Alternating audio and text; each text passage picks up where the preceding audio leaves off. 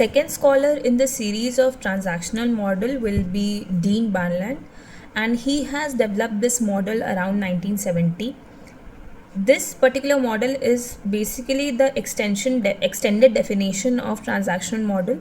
He said that communication is not a very static process, not a very linear process, but it is a multi-layered process. And I want you to focus on this part, that he also said that communication cannot be done just by exchanging your ideas or just by giving your opinions, but it is also done and completed when we are able to co-create any meaning, co-create any communication. So this is the keyword of this communication model. Co-creation of message is the main objective of this model. So you can also say that main objective of this model is to maintain and build relationship between people.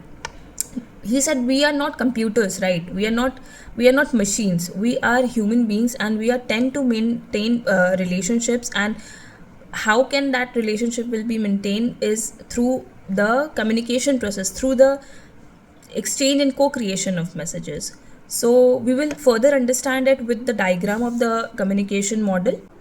When we see the diagram of this model, we will understand that he has talked about two components of this model, which is public cues and private cues. So to understand what is public and private cues, we will understand it through the example. So public cues are basically what is the physical world telling us, what is the what are the observable signals we send. They can be seen or heard or noticed by others. This will be the public cues. And private cues are more on the internal side, which is mostly interpersonal communication. What are our thoughts? What are our internal feelings or thoughts, which we are thinking, which are emotions and silent reactions. For example of public cue, when you greet someone and smile, okay, your smile or the words hi or hello and tone are public cues that are that what the other person can perceive and respond to.